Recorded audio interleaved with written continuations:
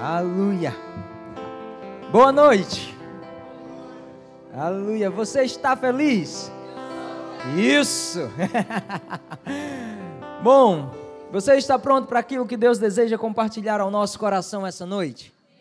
Irmão, há uma boa porção da palavra destinada a mim e a você nessa noite, amém? Deus não faz nada sem propósito, Ele não nos une sem propósito, amém? Então você está aqui com um objetivo, um bom objetivo de receber a palavra de Deus em seu coração, para que ela possa produzir vida, porque a Bíblia, se referindo a si mesmo, ela diz, olha, viva e eficaz é esta palavra, amém? Viva e eficaz é esta palavra. Irmão, se você puder se apegar com a palavra essa noite, transformação vai ser gerada no seu coração. Amém? Porque ele diz assim, olha, quem deu crédito à minha pregação e a quem se manifestou o braço forte do Senhor. Quando Isaías diz isso, ele está dizendo, se você puder dar crédito à pregação da palavra, há um braço forte do Senhor estendido para te auxiliar, estendido para te levantar. Então essa noite, querido, eu quero de todo o meu coração que você possa dar crédito à pregação. Não porque sou eu que estou pregando, mas porque fiel, viva e eficaz é esta palavra. Amém. Aleluia. Aleluia. Você está pronto? Amém. Efésios. Bom, meus alunos já sabem, amém? Eu gosto muito de citar. Se você é rápido de endereço, abre. Se não, fica comigo. Vai dar tudo certo, amém? Anota e confere em casa. Não estou falando história da carochinha, é palavra de Deus, poder de Deus, amém? Mas fica comigo para que a gente possa concluir em bom tempo. Amém? Efésios no capítulo 1, no versículo 3. Em Efésios no capítulo 1, no versículo 3, a palavra de Deus vem dizendo assim, bendito Deus e Pai do nosso Senhor Jesus Cristo, o qual nos abençoou com todas as sortes de bênçãos espirituais nas regiões celestiais em Cristo Jesus. Bendito Deus e Pai do nosso Senhor Jesus Cristo, o qual já nos abençoou com toda a sorte de bênçãos espirituais nas regiões celestiais em Cristo Jesus. Talvez ainda fique um pouco distante, irmão, na sua mente. O que são as bênçãos espirituais nas regiões celestiais em Cristo Jesus? É algo tão, distante. Mas, querido, eu vou te mostrar que é bem real na nossa vida. Existe uma versão que traz esse versículo assim. Bendito Deus e Pai do nosso Senhor Jesus Cristo, o qual já nos abençoou com tudo o que os céus desfrutam. É isso, irmão, que significam todas as bênçãos espirituais nas regiões celestiais em Cristo Jesus. Sabe, bendito Deus e Pai do nosso Senhor Jesus Cristo, o qual já nos abençoou com tudo o que os céus desfrutam. Essa é a realidade de vida, irmão, minha e sua. Essa é a nossa realidade, a realidade que o Senhor deseja que vivamos nessa terra. Amém. Querido, eu quero falar ao seu coração aquilo que é vontade de Deus para você, porque nós temos um bom Pai, que Ele nos ama e que Ele deseja que usufruamos de uma boa vida nessa terra, não de uma vida miserável, não de uma vida passando por dificuldades, necessidades, doença. Não, Ele deseja que vivamos uma boa vida nessa terra. E é por isso que Ele já nos abençoou com tudo o que os céus desfrutam, para que possa se cumprir aquilo que diz em Romanos 5,17. Os que receberam a abundância da graça e o dom da justiça reinarão em vida. Amém? Lembra, querido, pensa comigo, o que é que os céus desfrutam? O que é que os céus desfrutam? Irmão, nos céus não há enfermidade.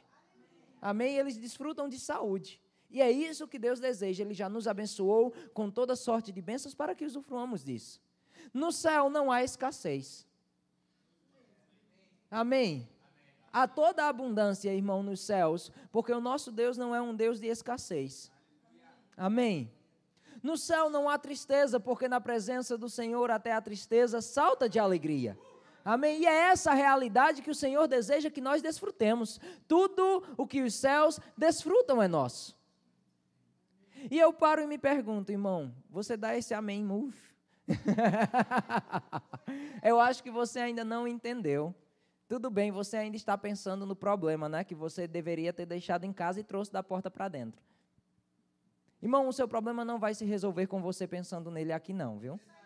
Agora eu vou te ensinar, se você puder colocar a sua atenção na palavra, aí sim, quando você sair daqui, irmão, você vai ter todas as soluções que você necessita para os seus problemas. Não deixe, irmão, que o diabo roube a sua atenção. Este é o momento de você meditar na palavra, este é o momento de você se alegrar na palavra, porque é a alegria do Senhor que é a nossa força. Quando a alegria é produzida em nosso coração, quando a palavra cai como verdade, isso produz vida e então desfrutaremos de tudo o que os céus desfrutam. Há uma realidade disponível a nós. E eu olho muitas vezes ao meu redor e vejo que a igreja não tem desfrutado de tudo aquilo que o Senhor deixou para ela. E pensando sobre isso, nós começamos a imaginar algumas situações. E nós nos deparamos com uma igreja muito passiva, irmão. Deixa a vida me levar, vida leva eu. Esse louvorzinho não faz parte da igreja, amém? Isso não é parte da minha e da sua realidade, irmão. Isso não é aquilo que deve sair dos nossos lábios. Nós devemos ser uma igreja posicionada, uma igreja firme, buscando aquilo que já é nosso. Tudo o que os céus desfrutam. E aí eu vou te mostrar, querido, como desfrutar de tudo que os céus desfrutam. Mateus, no capítulo 11, no versículo 12, Mateus, capítulo 11, versículo 12, ele diz assim: desde os dias de João Batista até hoje, o reino de Deus é tomado por violência, e aqueles que são violentos se apoderam dele por força. Desde os dias de João Batista até os dias de hoje, o reino de Deus é tomado por violência, e aqueles que são violentos se apoderam dele por força. Há uma violência do reino, irmão, há uma violência, um posicionamento que deve ser tomado por você. É bem verdade que somos a noiva de Cristo, e isso é uma realidade viva em nós, e glória a Deus por isso. Mas nós esquecemos muitas vezes que também somos o exército dele aqui na terra. E nós ficamos pensando apenas na noiva, com o vestido de noiva, toda adornada, pronta, aquela coisa linda, passiva. Mas sabe, irmão, eu gosto da definição que um colega de ministério nosso dá. Ele diz: eu imagino a igreja de Cristo como uma noiva.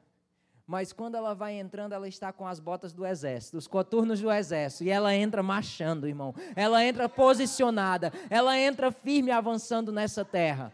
Não como uma forma passiva, irmão, mas de uma forma ativa, porque o reino de Deus, ele é tomado por força. Há uma violência, irmão, que necessita ser exercida por mim e por você para tomar posse daquilo que já é nosso. Amém? Para e pensa comigo. Eu sei que é um exemplo um pouco chato, mas pensa comigo. Quando você está na rua, você não, misericórdia. Quando alguém está na rua e um camaradinha lá vem tomar algo da outra pessoa, ele não chega assim e diz assim: Senhor, por favor, você poderia me dar o seu celular? É porque eu estou tomando ele, tá? Não. Ele chega e ele toma por força. Ele toma e pronto. E isso nem é dele. Mas ele acha que é e ele toma por força. E por que a igreja de Cristo muitas vezes fica: Senhor diabo, fique quieto. Saia daí. Eu estou tentando passar, você pode me deixar passar? Eu estou querendo fazer isso, mas por que você está me incomodando? Uma igreja passiva que não entende que há uma violência no reino. Irmão, 95% daquilo que você vai desfrutar no Senhor, daquilo que o Senhor já providenciou para você, não é algo que vai vir do nada. É necessário que seja exercida uma força. É necessário que você tome isso por força. Agora fica esperto, irmão, você não está tomando de Deus. Porque foi Ele que já te abençoou com toda sorte de bênçãos, com tudo o que os céus desfrutam. Então você vai tomar de quem, irmão? Você vai tomar das situações, você vai tomar daquilo que se levanta como oposição entre você e aquilo que Deus já providenciou, entre você e aquilo que os céus desfrutam. Toma a sua posição, irmão, de exército de Cristo outra vez e começa a avançar tomando por força. Amém? Há uma força no reino, irmão, a ser exercida. Chega de uma igreja passiva que, se eu oro e se Deus quiser, Ele vai me dar. Não, irmão, ele já deu e ele está dizendo, filho, eu já te dei, tudo que os céus desfrutam é seu. Eu não sou aquele que está se opondo, eu não sou aquele que está te privando de nada, eu sou aquele que já estendi a mão. Agora é necessário que você tire o que vier na frente e pega o que é seu por força. Amém? Para, irmão, de ficar esperando cair do céu. O último que caiu do céu foi o diabo, viu? Fica esperando, irmão, cair do céu. Vou te dizer, não vai funcionar. Há uma força a ser exercida. E que força é essa? Qual é a força que toma as coisas no reino de Deus? Irmão, essa força é muito simples. Você tem aprendido sobre ela aqui. A força da fé. Sabe, há um braço de fé a ser estendido com uma mão poderosa que vai tomar por força aquilo que Deus já providenciou para você, que vai tirar da frente toda a oposição. E sabe quando isso acontece? Quando você abre a sua boca, quando você libera a palavra de Deus, você está estendendo o braço da fé, que arranca aquilo que é seu e toma por força. Querido, é mais ou menos assim, diabo, sai da minha frente que eu vou passar. E eu não sei se tem esse ditado aqui, mas na minha terra a gente diz, se você não sair, a gente não abre nem para o trem. Eu vou ficar aqui firme, mas pode vir um trem que eu não vou abrir espaço para ele. Eu vou passar e ele que saia da minha frente. Irmão, essa deve ser a sua posição, entendendo que maior é aquele que está em você do que aquele que está no mundo. As situações se levantam e você fica pensando, eu não posso fazer nada. Ou então fica, olha para as coisas e diz, está vendo? Está morrendo, está se acabando. E agora o que é que eu vou fazer? Irmão, sabe o que você vai fazer? Você vai estender o braço da fé. A Bíblia diz que nós cremos em um Deus que vivifica os mortos e chama à existência as coisas que não são como se já fossem. Irmão, ainda se a sua situação está morta, nós cremos em um Deus que vivifica os mortos e chama o que não é como se já fosse. Deus está dizendo, eu estou vendo que não é. Eu estou vendo que não está favorável, mas você pode chamar, você pode trazer à existência e vai se tornar vivo outra vez. Você pode puxar, porque aquilo que os céus desfrutam é o que eu deixei para você. Não essa situação morta, não essa situação difícil. Temos o mesmo espírito da fé. Crie, por isso falei. Cremos, por isso também falamos. Cremos, por isso abrimos a nossa boca, estendemos o braço da fé e tomamos o que é nosso. Já foi providenciado tudo que os céus desfrutam. Mas você esquece de tudo isso e você fica esperando. Vai, eu vou esperar. Eu vou ficar esperando. É como você se deparar, irmão, com uma torta. Eu gosto desse exemplo. É como você se deparar com uma torta de chocolate. Maravilhosa, aquela coisa glorificada, irmão. E ela está lá. Aí você não fica olhando para ela e dizendo assim, se essa torta quisesse, ela ia entrar em mim, ia encher minha barriguinha. Não, irmão, você se enche de vontade, de desejo de desfrutar daquilo que está disponível, mas há uma força a ser exercida. Você precisa pegar um prato, você precisa partir a torta, você precisa comer a torta. E aí você vai desfrutar dela. Então você tem um movimento, algo que você precisa fazer para desfrutar daquilo que já é seu. Assim é com o Senhor, Ele tornou a nossa torta disponível. Mas agora é necessário que você abra a sua boca, libere o braço da fé para cortar a torta e desfrutar dela. Amém? Irmão, começa a se posicionar do lado daquilo que a palavra diz. Se situações estão se levantando em oposição, lembra, há uma violência no reino. Desde os tempos de João Batista, o reino de Deus é tomado por violência. E aqueles que são violentos se apoderam dele por força. Começa, a palavra violência, irmão, vem da palavra violar. Começa a violar as situações do seu dia a dia. Começa a violar os relatórios naturais. Começa a violar os relatórios do diabo. É porque o médico disse, irmão, não vai dar, é câncer. Não fala essa palavra, pastor. Vira a boca para lá, vira, irmão, é câncer. Com medo de dar nome às coisas, como se essa fosse a verdade. Irmão, a única verdade soberana sobre todas as coisas se chama a palavra de Deus. Se o relatório está ruim, irmão, viola o relatório, declara aquilo que a palavra diz, estende o braço da fé, arranca o câncer fora, declarando, ele levou sobre si as minhas dores e as minhas enfermidades, o castigo que me traz a paz estava sobre ele, pelas suas feridas eu já sou sarado. Viola, irmão. É porque eu estava... O Senhor coloca no seu coração um desejo por algo, para conquistar algo, para avançar em algo na sua vida, aí você olha e diz assim, mas o meu salário não dá. Mas eu não tenho dinheiro suficiente para isso. Irmão, viola o seu salário. Começa a chamar a existência, Pai, obrigado, porque o Senhor há de suprir cada uma das minhas necessidades, segundo as suas riquezas em glória. Pai, está chegando, aquilo que eu não tenho naturalmente está vindo de outras formas. As pessoas olham para mim e me abençoam, as pessoas olham para mim e investem no meu ministério, na minha vida. O Senhor está trazendo, porque Tu és a fonte da minha provisão, não o meu salário. Coloca os olhos na coisa certa, irmão, e começa a violar as coisas erradas. Toma, irmão, por força aquilo que é seu. O diabo joga na sua cara uma situação e você fica dialogando com ele. Este é o seu problema. Ele bate na sua porta e você é muito educado, irmão. Eu sei, brasileiro é um povo educado, irmão. Recebe todo mundo. Bate na sua porta. Eu morei alguns anos nos Estados Unidos e algumas pessoas se chocam com isso, mas eu acho essa cultura maravilhosa. Irmão, nenhum pai visita o seu filho se não ligar antes.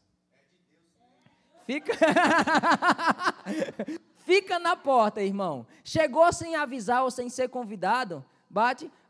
O que é que você... Tudo bom. Mas veio fazer o que aqui? Não, eu vim só buscar o livro. Ok, espera só um momento. Nem convida assim, entra, não, irmão. Espera só um momento. Pega o livro, tá aqui, tchau. Irmão, ninguém se sente ofendido, é algo cultural. Amém? Coloca essa cultura, irmão, na sua vida para quando o diabo bater na sua porta. A situação bate na sua porta, aí você faz, não, eu vou convidar pelo menos para entrar, né? Já está na porta. Deixa, não vai dar, e você começa a dialogar com a situação, é mesmo, né? Senta aqui, vamos tomar um cafezinho, não vai dar não, é? É mesmo, não vai dar não, né? Olha, as contas estão dizendo que não vai dar. Alguém gosta aí? A enfermidade bate, joga aquele sintominha, uma dorzinha de cabeça. Mas é só uma dorzinha de cabeça, né? Deixa a bichinha entrar, é normal. Irmão, não é normal. Se não vem de Deus, não é normal. Se não vem de Deus, você não precisa receber. Quando Jesus ele se depara com o diabo vindo, ele diz, olha aí vem o príncipe desse mundo, em quem não acha nada em mim. Em quem não acha nada em mim. Irmão, nenhum detalhe do diabo deve estar na sua vida. Ele não precisa achar espaço em você. Você pode violar aquilo que ele lançou e começar a tomar aquilo que é seu. O Senhor me deu cura, irmão. O Senhor me deu provisão. Ele está dizendo que não é assim. Que o que importa? Viola, irmão. Dá uma bicuda nele e passa. Toma posse daquilo que é seu, exercendo a violência do reino. Não fica esperando, irmão, com o relatório do diabo. Convida Deus para a sua situação, ao invés de convidar a situação para entrar. Sabe, quando Deus entrar, irmão, não vai mais ter espaço na casa para receber ninguém. Porque Ele enche todo o ambiente. Ele enche tudo em nós. Aí o problema é porque você não convida Deus para a sua situação. Você fica tentando decidir por Ele. É mais ou menos assim. Eu dou aula no Rema. E eu viajo o Brasil inteiro. A cada 20 dias eu moro num lugar novo. É engraçado, as pessoas dizem, onde você mora? Eu digo, depende de cada 20 dias do ano. Qual 20 dias que você está se referindo? Irmão, mas é engraçado que às vezes quando você chega, não me entenda mal, guarda o seu coração, é um exemplo.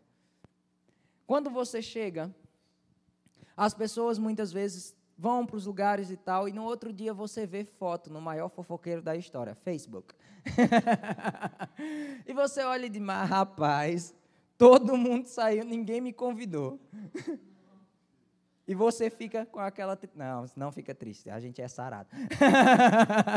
E você olha e você chega para aquele mais íntimo, né, e diz, rapaz, por que você não me convidou? Aí a pessoa olha para você e diz assim, professor, eu fiquei pensando, né? O senhor é um homem ocupado. Eu, certo, até aí tudo certo. Aí eu fiquei pensando, né? Não, eu vou convidar e ele não vai poder ir. Então, para que ele não fique constrangido, eu nem vou convidar, porque vai que ele aceita só por educação. Eu digo, não, irmão, não tenho problema com isso. Se eu não quiser, eu digo que não dá, que não vai dar certo, que não tenho tempo. Mas convida primeiro. Ah, mas aí a gente pensou, né? Não, ele não vai poder. Então, nós decidimos. Nem vamos convidar, porque ele não pode ir. Eu digo, como assim decidiram por mim que eu não posso ir? Desde quando eu dei a liberdade de alguém decidir pela minha vida? Sem nem me perguntar. Não dei, irmão. Pergunta e eu digo se vou ou não. Pergunta e eu decido. Mas sabe, isso é apenas um exemplo para te mostrar como a gente traz essas coisas naturais e começamos a decidir por Deus. Deus lança um desejo no seu coração, Deus diz na sua palavra qual a vontade dele, e você fica olhando para aquilo e você diz, não, a minha situação é diferente e Deus está ocupado demais, né? Eu não vou ocupar ele com isso não, o Senhor nem vai querer mesmo. Não, mudar de casa, não. Eu já tenho uma, Deus não vai querer que eu mude não. Ele já me deu uma, né? Está tão ocupado, nem vou convidar ele para a gente ver a possibilidade de outra. E aí fica sofrendo, sempre desfrutando do meia boca, irmão, quando Deus está te chamando para desfrutar do melhor. Ah, não, é só essa dorzinha aqui no lado, né? Ah, tá bom, Deus já tratou o resto todo, eu estou vivo, tá bem, né? Nem vou perguntar a Deus se dá certo, quando ele já disse, irmão, a cura é a vontade dele, e você não convidou ele para a situação. Irmão, convida Deus para a sua situação e deixa Ele te dizer qual a vontade dEle. Convida Deus para a sua situação e deixa Ele dizer se Ele vai poder entrar com você ou não. Irmão, eu vou te dizer, quando você convidar, Ele entra. E quando Deus entra, irmão, a situação muda. Quando Deus entra, é o melhor que acontece. Quando Deus entra, tudo aquilo que estava fora de lugar, volta para o lugar, irmão. Convida Deus e para de decidir por Ele, decide com Ele. Amém? Expõe ao Senhor os planos do seu coração, irmão, e deixa Ele decidir. Deixa Ele te dizer, filho, vamos juntos nessa. Ou não, filho, não vai dar certo, então fica calmo. Decide com Deus e não por Deus, irmão. Decide com Deus e não por Deus. Eu vou te mostrar, querido, quando você decide por Deus, como acontece. Deus, Ele tinha falado com Moisés para conduzir o povo para uma terra prometida.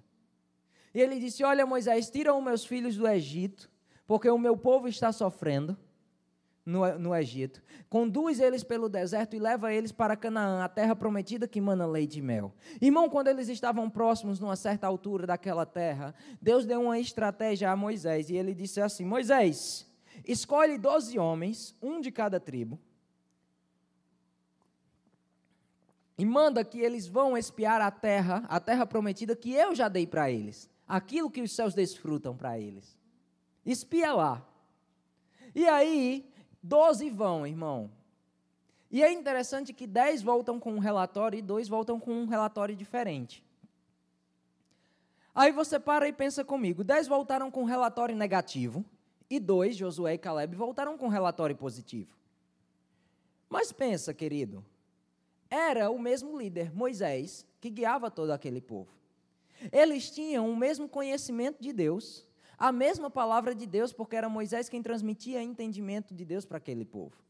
Eles tinham as mesmas experiências, irmão, eles viram o mar se abrir, eles viram a coluna de nuvem de manhã protegendo do sol, eles viram a coluna de fogo de noite protegendo do frio.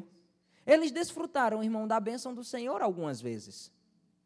Mas na hora final, 10 decidem se posicionar de uma forma negativa e 2 de uma forma positiva. E qual a diferença? Os 10, eles diziam assim, olha, a terra é fortificada, é terra que devora os seus moradores, a terra é cheia de gigantes.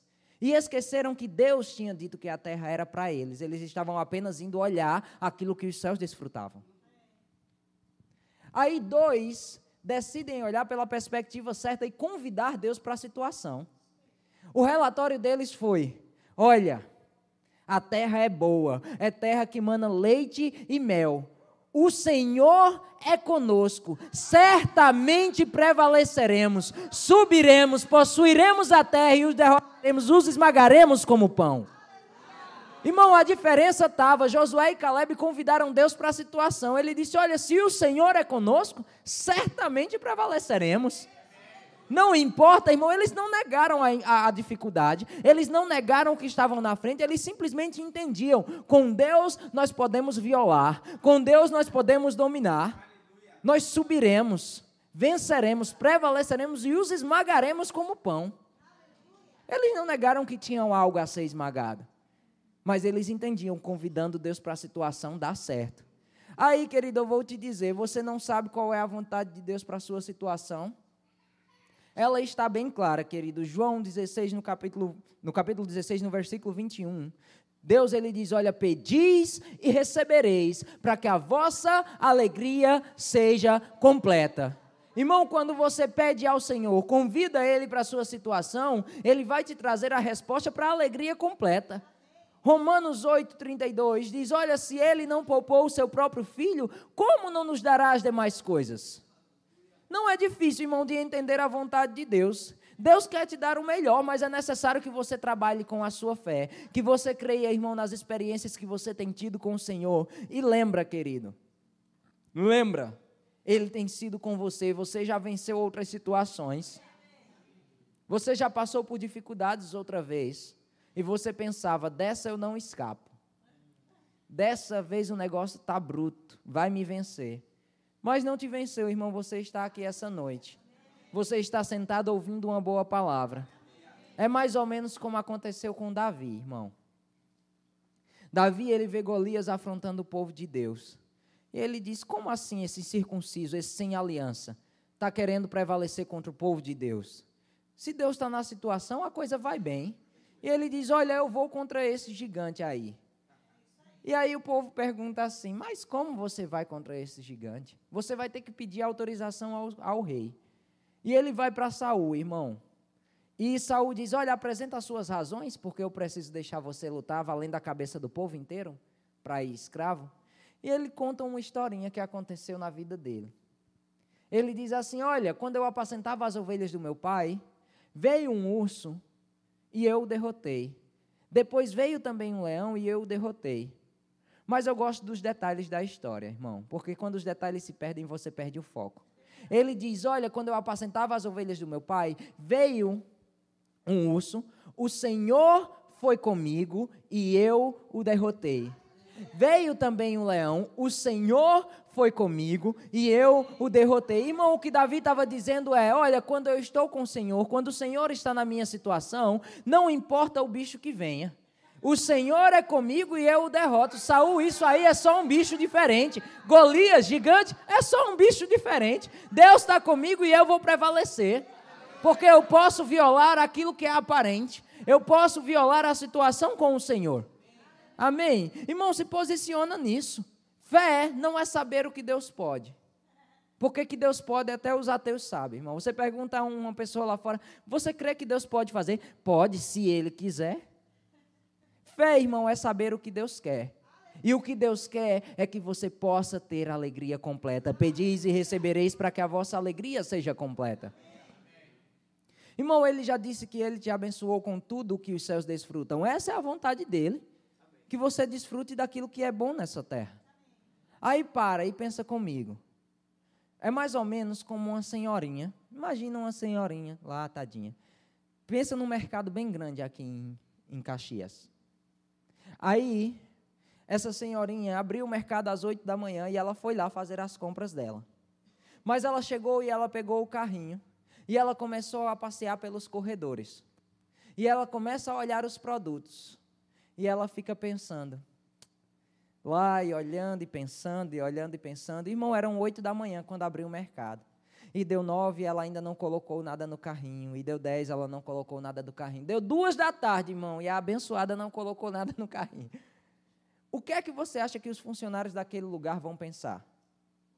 Das duas, uma. Ou ela está mal intencionada, para estar aqui rodando o dia inteiro só olhando e não botou nada no carrinho. Ou é doida. Porque até essa hora não colocou nada no carrinho. E alguém vai chegar junto, irmão, e ele vai perguntar, olha, eu posso te ajudar? Aí imagina aquela senhora dizendo assim, pode. É porque eu queria tanto esse leite que está aqui na prateleira, mas eu não sei se eu posso pegar e colocar no carrinho. E o moço vai dizer, pode, estende o braço, pega e coloca no carrinho. Está disponível para você colocar no carrinho. Você achou a velhinha um pouco tantã, né? Mas é mais ou menos como nós fazemos. Nós passeamos pelo corredor divino. Deus diz, olha, tudo que os céus desfrutam é seu. E é simplesmente necessário que você estenda o braço da fé e coloque no seu carrinho, leve para você. Irmão, estende o braço e leva. Agora lembra, no mercado de Deus a conta já foi paga pelo nosso irmão mais velho, irmão. Quando você for passar no caixa, ele vai dizer, ei, já pagaram por você. Você pode levar, é seu. Enche o carrinho, querido. Agora, da mesma forma, como quando você vê numa instituição ninguém levando nada e o funcionário só vai vir depois de um tempo, também existe a outra forma. Imagina uma loja de roupa, as mulheres piram agora, né? Imagina uma loja de roupa em liquidação. Eita glória! Alguns homens também, eu confesso. Imagina uma boa loja em liquidação, irmão. Aí as portas se abriram e você vê um monte de peça bonita que você queria. E você puxa uma, puxa outra e você quer provar. Irmão, é certo que um funcionário ele vai chegar perto de você, mas a abordagem dele agora vai ser diferente. Ele vai te dizer, olha, eu posso te ajudar? Porque ele olha para você pegando tanta coisa e ele pensa, esse vai levar no mínimo algumas coisas. No mínimo algumas peças ele vai levar, é melhor eu ajudar porque aqui vai dar certo. Assim também é, irmão, no reino dos céus. Quando você começa a puxar com a fé, quando você começa a agarrar com a fé, irmão, a Bíblia diz que os anjos são espíritos ministradores que ministram ou trabalham em nosso favor. Irmão, o reino de Deus vai pegar conosco quando nós começarmos a pegar as nossas peças. Quando nós começarmos a estender o braço da fé, ele vai dizer, rapaz, esse sabe como pega, esse sabe o que quer, e é melhor eu ajudar, porque é coisa demais para ele levar sozinho, é coisa demais para ele carregar sozinho. Vamos pegar junto, rapaz, para ele poder levar tudo o que ele quer. Irmão, quando você se move da forma certa, as coisas começam a vir da forma certa. Quando você se move dentro da palavra de Deus, violando a sua realidade e agindo com o braço da fé, irmão, aquilo que é seu vai ser trazido à tona. Começa a puxar, irmão, começa a puxar aquilo que é necessário. Tomar posse, independente de quão difícil seja. Lembra, não há nada impossível para Deus. Sabe o que são impossibilidades? Eu gosto, irmão, de pensar no que são impossibilidades humanas. Impossibilidades humanas, irmão, são possibilidades divinas. Porque quando eu e você não podemos mais, Deus olha assim e faz, eu posso. Me convida, rapaz, me convida que eu vou dar um jeito nisso. Amém? Você pode estender o braço da fé. Não fica pensando quão difícil é, irmão. Pensa no que a palavra diz.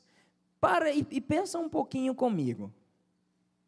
Querido, quanto de fé é necessário para um milagre acontecer?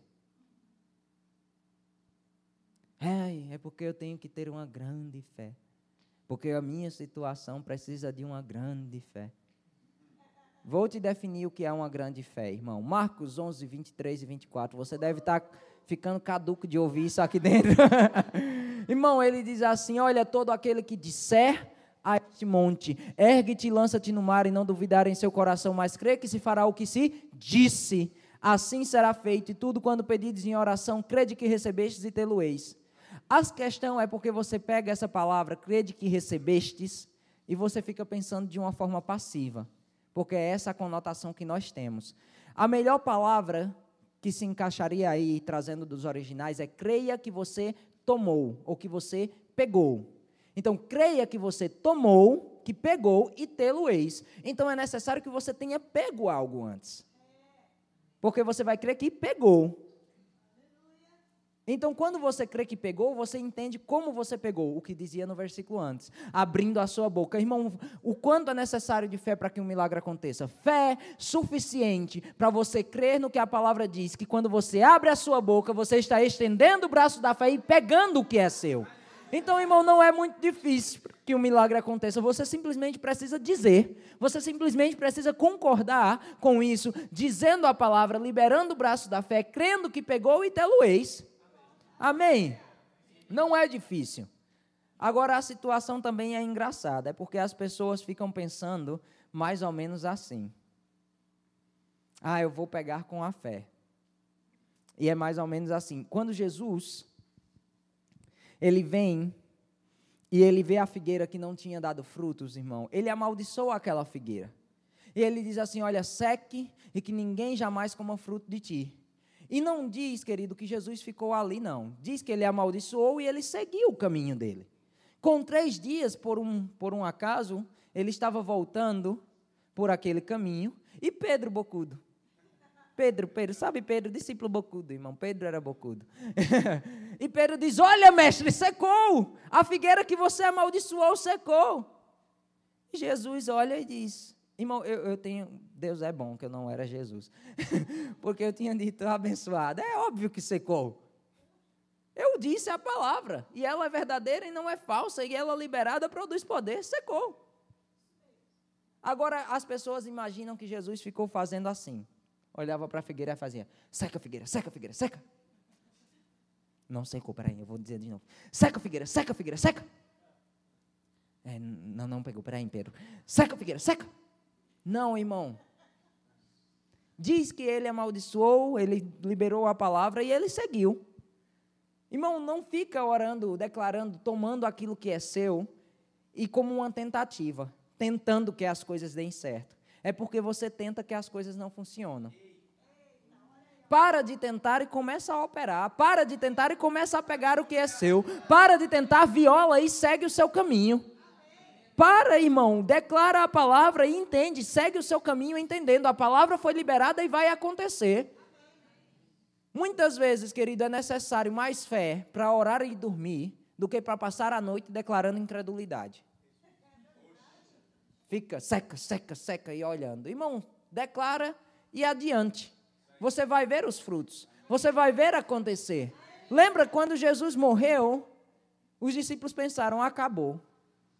Mas havia um terceiro dia, irmão. Houve um terceiro dia, irmão, e nós vimos aquilo que ele tinha dito se cumprir. Declara, irmão, e entende, está vindo, está chegando, vai acontecer. Eu não preciso pegar de novo, eu simplesmente preciso agradecer o que eu já peguei, já é meu. Amém? Declara e segue o seu caminho, irmão. Ah, mas é porque eu não sei se eu posso violar, né? Porque se eu for contra o diabo... irmão, você não sabe, é o diabo. E se eu for contra o diabo, ele vai vir contra mim. E aí o negócio vai ficar feio. Irmão, primeiro, ele já é um derrotado. Certo? Então, não importa, irmão, se ele vier contra você, aquela coisinha não vai fazer nada. Porque maior é o que está em nós do que aquele que está no mundo. Você não precisa ter medo, irmão. E uma segunda coisa. Se você não for contra ele, ele vai vir contra você do mesmo jeito. Então é melhor que você viole e mostre quem manda. É melhor que você haja segundo a palavra e mostre quem domina. Mostra que você entende o que é seu. Para de ficar, irmão, tentando as coisas, comungando com um problema. Tira da sua boca esse ditado de eu tenho um problema. Como me irrita isso, irmão? Me irrita profundamente o povo que tem problema. Eu tenho um problema, é mesmo, você tem? Eu não tenho. Problemas passam por mim, eu nem passo por eles. Eles passam por mim. Sabe, para de dizer, eu tenho um problema, como se estivesse criando o bichinho, né? Eu tenho, irmão, alimenta, alisa ele, irmão, vai dando de comer, ele vai crescer, viu? Já que você tem aquilo que é seu, você tem que cuidar bem, né? É seu, você tem, cuida bem dele. Irmão, você não tem problema. Amém? Você passa por ele. Ah, mas eu não sei se eu posso fazer isso. Pode, irmão. A Bíblia diz em Lucas, no capítulo 10, no versículo 19. Eis que vos dei autoridade para pisar serpentes e escorpiões e sobre todo o poder do inimigo. E nada, absolutamente nada, vos causará dano algum. Você é autorizado pelos céus, irmão, a ser superior, a passar por cima, a violar todo o poder do inimigo. E nada, absolutamente nada, te causará dano algum quando você aprender a violar, quando você aprender a empurrar isso, quando você aprender a passar por cima. Irmão, quando o problema chega, não fica com ele. Não fica em cima dele, você senta em cima do problema e começa a meditar no problema. Começa a meditar na situação e ele vai crescendo e vai te envolvendo. E de repente você não liberou a sua autoridade, não passou por cima e seguiu. E aí ele te causa dano. Quando Jesus disse, olha, você tem autoridade você pode passar. Irmão, pisa e avança, entendendo? Eu liberei a palavra, tomei o que é meu. Quando eu voltar, de repente vou olhar, secou. Saiu, morreu. Irmão, passa por cima das situações. Viola, amém? Toma posse do que é seu violando.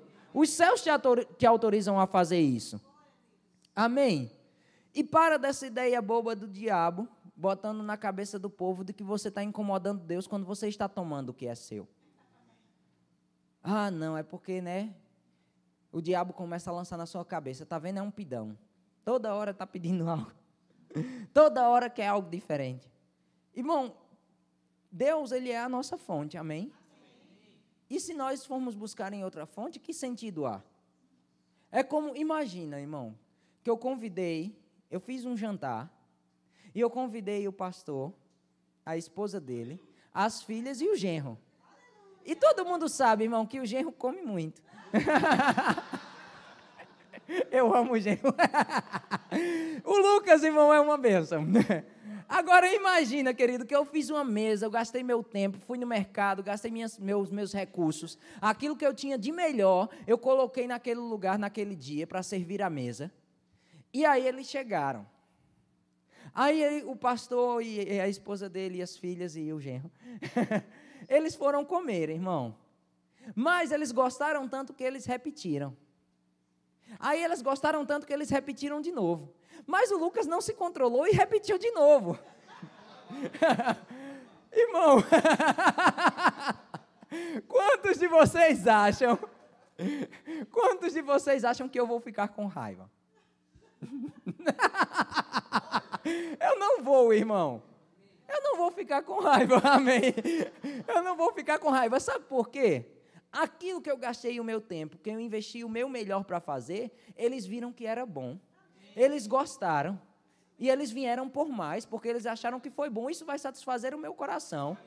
Agora, imagina, querido, que eu fizesse toda a mesa, e eles chegassem, olhassem com aquela cara de que não gostou do que foi servido, e dissessem, vamos no restaurante X, para não citar nome.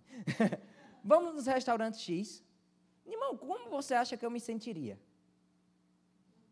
Eu pensaria, olha, eu investi o meu melhor, gastei o meu tempo, servi a mesa, e eles estão querendo ir para outro lugar, buscarem outra fonte. Irmão, é assim que Deus se sente quando você tenta fazer as coisas na força do seu braço. É assim que Deus se sente quando você tenta buscar em outro lugar. Ele investiu o melhor dele, irmão. O filho dele foi para a cruz, derramou o sangue por mim e por você, para que fosse a fonte de toda a nossa provisão em toda e qualquer área. Quando você tenta fazer por si mesmo, isso não agrada a Deus, muito pelo contrário.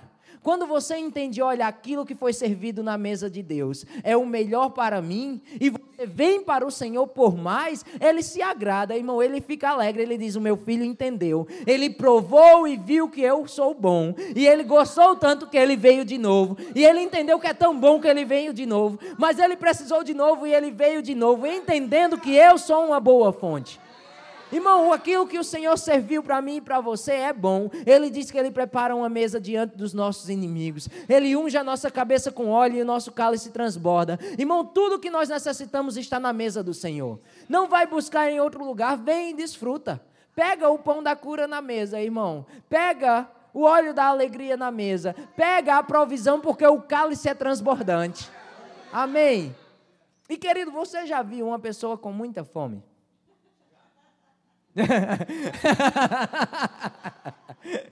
Irmão, quando não era o Lucas. Quando uma pessoa está com muita fome, irmão, muitas vezes ela perde os modos. Não é ele, gente. Ele é um bom menino educado. Não, muitas vezes a pessoa perde os modos, irmão. Mas para e pensa comigo, foi mais ou menos como Pedro. Pedro era bocudo. Pedro, ele queria experimentar daquilo que era de Deus. Ele violava aquilo que estava na frente dele, irmão. Ele passava na frente, mas ele queria ser o primeiro.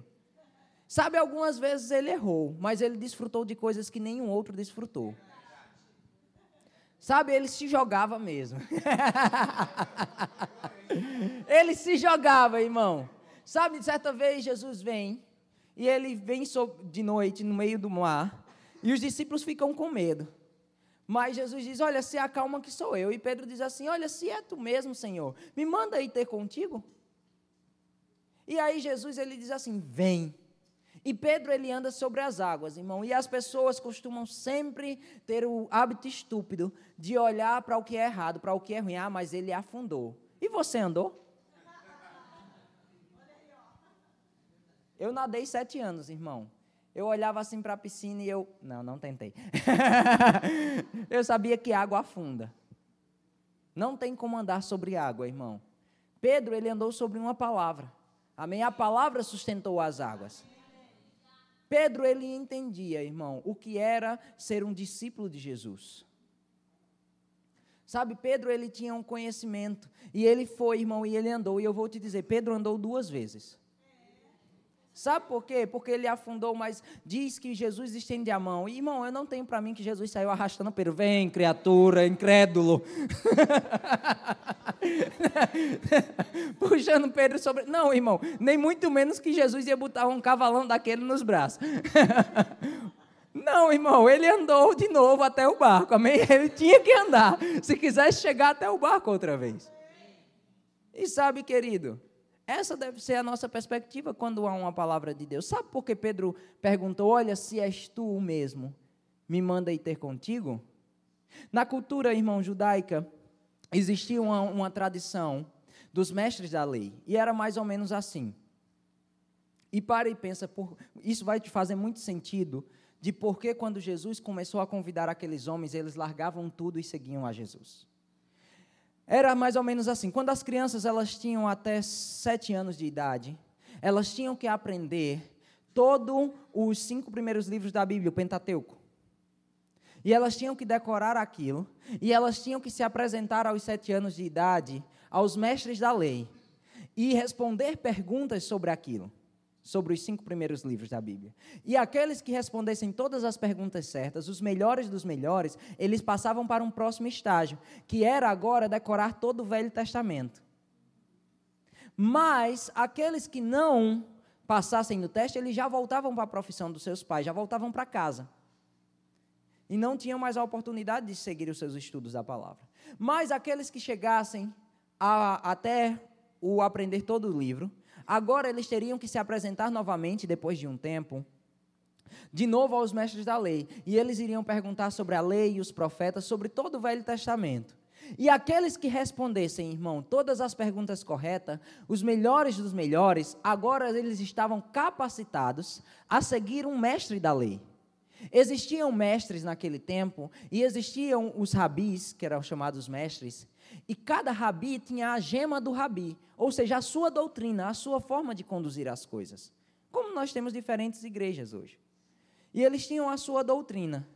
E quando eles chegavam para o rabi, eles diziam, olha, eu passei, e agora eu queria te seguir. E se o rabi visse que aquela pessoa era capacitada para segui-lo, ele dizia, olha, vem e me segue. Mas o que significava isso? Quando aqueles jovens, eles iam seguir um rabi, eles se tornavam um discípulo do rabi, o rabi estava dizendo, olha, esse é capaz de me representar na sociedade, ele é um discípulo meu, e como um discípulo meu, eu entendo que ele vai falar o que eu falo, e ele é capaz de fazer o que eu faço. É por isso que quando Jesus vem e ele chama os discípulos, irmão, aqueles homens, eles já tinham voltado para a profissão dos seus pais. Sabe, ser um rabi, ser um mestre naquele tempo, era uma alta posição na sociedade, era o desejo do povo chegar até lá. Mas só os melhores dos melhores chegavam e ainda assim tinham que ser escolhidos pelo seu mestre. Dizendo, olha, vem, eu te aceito, porque você pode falar o que eu falo e fazer o que eu faço. Agora, irmão, o nosso Deus foi tão bom que o nosso mestre, o nosso rabi, não esperou que a gente simplesmente fosse até ele. Ele veio até nós e ele disse, vem. Ele veio até nós e ele estava dizendo, olha, mestre, se és tu mesmo, se tu és o meu mestre e estás andando sobre as águas, eu entendo que como teu discípulo, eu posso falar o que você fala, mas eu também posso fazer o que você faz. E quando Jesus diz, vem, irmão, Pedro se enche de coragem, ele entende, esse é o meu mestre, então eu também posso andar sobre as águas. Irmão, e você é o quê? Você é um discípulo de Jesus. Amém? Você é um cristão, um com Ele, na verdade, muito melhor do que apenas um discípulo, um seguidor. Amém? Então você pode, irmão, fazer o que Ele faz, falar o que Ele faz, violar as situações, irmão, comandar as coisas e elas irão te obedecer. Amém? Começa, irmão, a agir sobre isso. Começa a andar sobre essa realidade. Amém? Eu vou fechar com esse exemplo. Nos Estados Unidos havia uma senhora, e eu trago... Meu Deus, as mulheres de lá, parece que toda hora um negócio novo. Havia uma senhora mais ou menos entre os anos 20 e os anos 30, e eu me esqueci, eu sempre esqueço o nome da bênção, mas eu me esqueci o nome dela, mas presta atenção. O Senhor falou com ela. Naquela época as comunidades estavam crescendo, as cidades estavam se formando, e estavam crescendo, e o lugar onde aquela mulher habitava, onde ela morava, estava crescendo muito. E Deus falou com ela, porque ela era uma líder espiritual naquele lugar, e Deus falou com ela, olha, não é mais aceitável de que nós fiquemos nesse lugar pequeno, nesse templo pequeno. As igrejas eram bem pequenas naquela época. Eu já visitei alguns lugares e eram bem pequenos. E Deus falou com ela, olha, eu quero, que a cidade está crescendo muito, e eu quero que você construa um templo para 3.000 pessoas. Mas eu quero que você faça isso em 2 anos. E ela disse, tudo bem, Senhor, se o Senhor quer que eu faça isso em 2 anos, nós vamos fazer. Ele disse, olha, eu desejo que as pessoas tenham um lugar bom, saudável para ouvir da minha palavra, para desfrutar da minha presença, e eu quero que você construa esse templo. Irmão, a cidade crescia muito e ela foi procurar uma construtora. E quando ela chegou naquela construtora, ela foi perguntar, apresentou o plano, como ela queria o templo, disse que era um templo para 3.000 pessoas, disse como ela queria e disse que queria em 2 anos tudo pronto. E ela olhou para o construtor e ela disse, olha, dá para nós fazermos isso? Ele disse, dá. 2 anos, perfeitamente, dá sim. Ele disse, agora me diz só uma coisa, o que é que a senhora tem? E ela olhou para ele e ele disse, olha, nós temos o terreno para o templo, nós já temos o terreno, que é o terreno onde era já a igreja, ele é bem grande, pode ser construído esse novo, e eu tenho $5.000, o que é que dá para fazer com isso? Irmão, ele olhou para aquela mulher, ele sorriu um pouco, e ele disse, tá, você quer um templo para 3.000 pessoas em 2 anos, e você tem $5.000, o que é que dá para fazer com isso? Dá para nós cavarmos os buracos para fazer o alicerce. E sabe, irmão, naquela hora ela podia ter 2 opções, a mesma que eu e você sempre temos. Ou chorar, se acovardar e desistir, achando que é a nossa cabeça, que não é um plano de Deus. Ou convidar Deus para a situação, se alegrar e avançar. Irmão, sabe com qual foi a opção que ela ficou? Com a opção B. Ela olhou para aquele construtor, sorriu para ele também e disse, nós cavamos os buracos e Deus irá enchê-los. Nós cavamos os buracos e Deus irá enchê-los. Irmão, começa a estender o braço da fé. Começa a cavar os seus buracos. Amém? Eu gostaria do grupo de louvor aqui, rapidinho. Irmão, fica de pé. O grupo de louvor vai ministrar essa canção. E enquanto eles louvam, irmão, eu não quero que você louve. Eu quero que você comece a cavar os seus buracos. Eu quero que você comece a estender o braço da fé e traga à existência aquilo que os céus desfrutam, aquilo que já é seu. Irmão, não abre a sua boca para ficar louvando por enquanto. Cava os seus buracos, depois você começa a agradecer ao Senhor. Amém? Depois você louva a Ele, mas começa a cavar os seus buracos, irmão. Não fica calado, porque a fé necessária para que o milagre aconteça é fé suficiente para que você possa abrir a sua boca. Amém? Nós vamos cavar os buracos, irmão. Essa noite Deus irá enchê-los. Nós vamos violar a situação que está diante de nós e ela vai ter que ceder. Amém? Aleluia! Aleluia! Aleluia!